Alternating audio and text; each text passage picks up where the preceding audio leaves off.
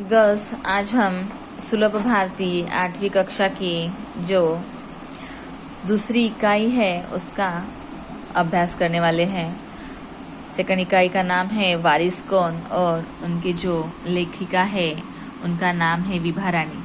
उनका हम परिचय देखने वाले हैं। उनका जन्म हुआ है 1959 मधुबनी बिहार में। परिचय देखेंगे उनका। बहुआयामी प्रतिभा की धनी विभा रानी हिंदी व मैथिली की राष्ट्रीय स्तर की लेखिका है। आपने कहानी, गीत, अनुवाद, लोक साहित्य एवं नाट्य लेखन में प्रखरता से अपनी कलम चलाई है यानी उन्होंने उसका लेखन किया है। आप समकालीन फिल्म, महिला व बाल विषयों पर लोकगीत और लोक साहित्य के क्षेत्र में निरंतर काम कर रही है। निरंतर यानी अभी भी वह काम कर रही है। उनकी प्रमुख कृतियां देखेंगे। चल खुसरो घर अपने,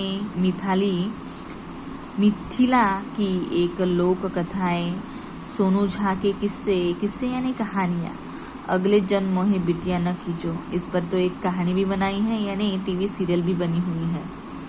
समरथ कैन यानी द्विभाषी हिंदी अंग्रेजी का अनुवाद यानी आपको पता है ट्रांसलेशन। बिल लेटर की डायरी आदि इन्होंने लिखा है। अब हम गद्य विषय यानी जो कि हम पढ़ने वाले हैं वारिस कौन, इसके बारे में यहाँ पर जानकारी लिखी हुए हैं। प्रस्तुत संवादात्मक कहानी के माध्यम से विभा रानी जी का कहना है कि हमें उत्तम फल प्राप्त करने के लिए समय और साधनों का सदुपयोग करना चाहिए। जो ऐसा करता है वही जीवन में सफल होता है। समझ में आया? इसीलिए हमें समय का सदुपयोग करना सीखना चाहिए। अब हम देखने वाले हैं वारिस कौन। ठीक है, चलो हम देखने वाले हैं कि वारिस कौन में समय का सदुपयोग कैसे बताया है। एक राजा था, उसके 4 बेटियां थी।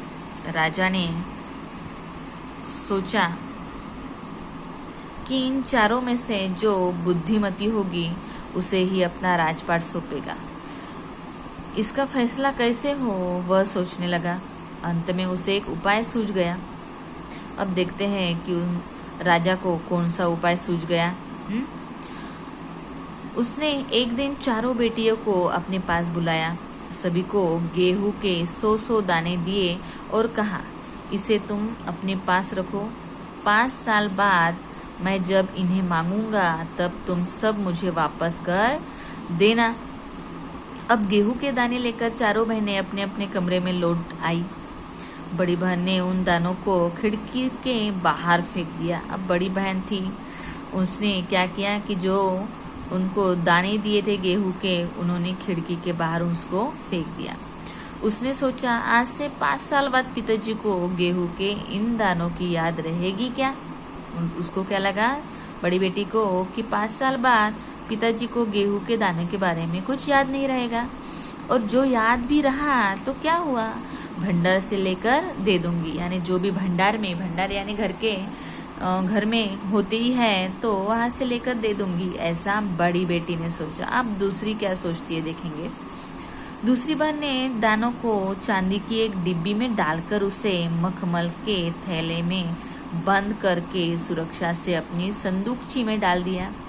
सोचा 5 साल बाद जब पिताजी ने दाने मांगेंगे तब उन्हें वापस कर दूंगी। यानी उसने उस दाने का कुछ भी नहीं किया, फेंका भी नहीं, और उसने क्या किया, एक डब्बी में संदूकची में उसको रख दिया अच्छे से। अब तीसरी बेटी क्या करती है देखेंगे।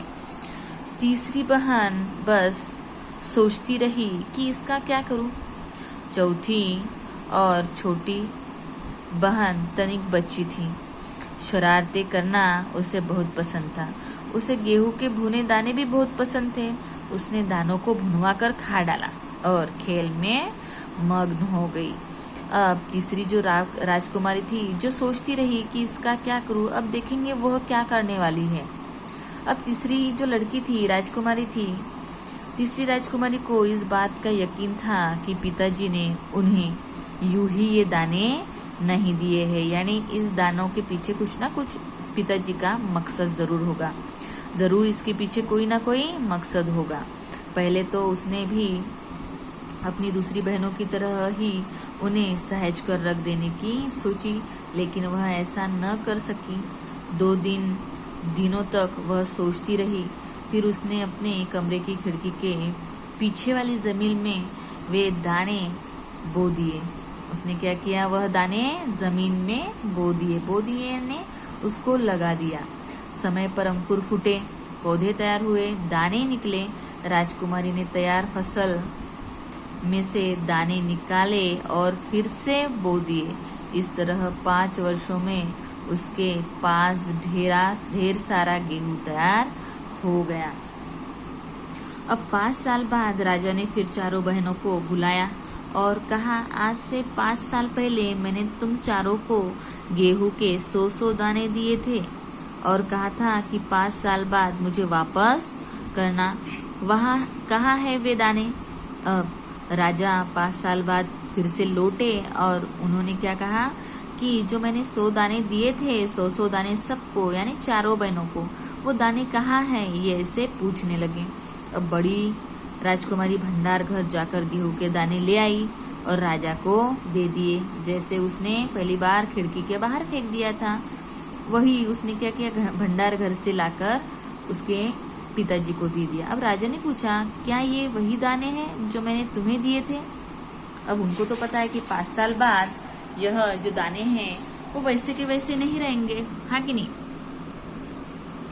तो पहले तो राजकुमारी ने कहा, हाँ कह दिया, मगर राजा ने फिर कड़क कर पूछा। जब उसने सच्ची बात बता दी, तब उसने सच्ची बात बता दी, यानी उसने बता दिया कि मैंने वह खिड़की के बाहर फेंक दिया था। अब राजा ने दूसरी राजकुमारी से पूछा, तुम्हारे दाने कहाँ हैं? दूसरी राजकुमारी अपने संदूकची में से मखमल के फूल वाली डिब्बी उठा लाई, जिसमें उसने गेहूं के दाने सहेज कर रखे थे। राजा ने उसे खोलकर देखा, दाने सड़ गए थे। अब 5 साल बाद वह वैसे की वैसे रहेंगे क्या? नहीं। तो अब तीसरी लड़की क्या कहती है? तीसरी राजकुमारी से पूछा, तुमने क्या किया उन दानों का?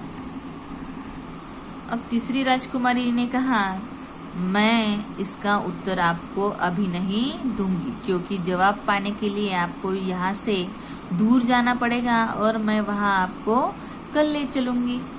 क्योंकि जो तीसरी बेटी थी उसने क्या किया था कि उसको बो दिया था। राजा ने अब चौथी और सबसे छोटी राजकुमारी से पूछा। उसने उसी बेपरवाही से जवाब दिया, उन दानों की कोई कीमत है पिताजी? अब वैसे तो ढेरों दाने भंडार में पड़े हैं। अब जो छोटी थी उसने तो पहले ही उस दानों को भून कर खा लिया था। अब वो क्या बोलेगी कि ढेरों दाने भंडार में पड़े हैं। आप तो जानते हैं ना, मुझे गेहूं के भुने दाने बहुत अच्छे लगते हैं, सो मैं उन्हें भूनवा कर खा गई। भून कर यानी उसका कुछ तो भी बनाकर वो खा गई।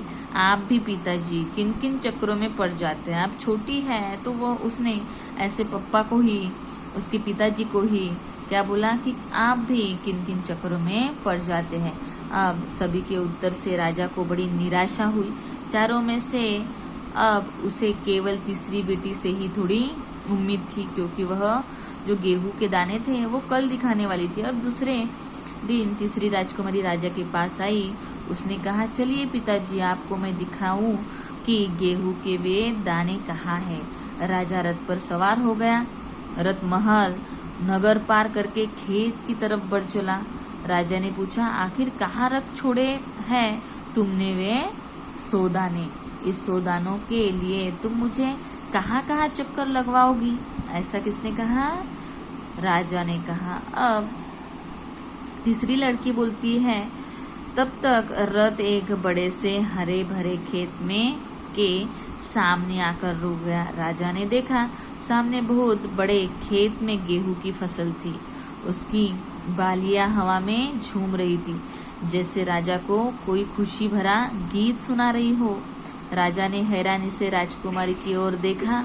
राजकुमारी ने कहा, पिताजी, ये है वे 100 दाने जो आज लाखों लाख दानों के रूप में आपके सामने है। मैंने उन 100 दानों को बोकर इतनी अधिक फसल तैयार की है।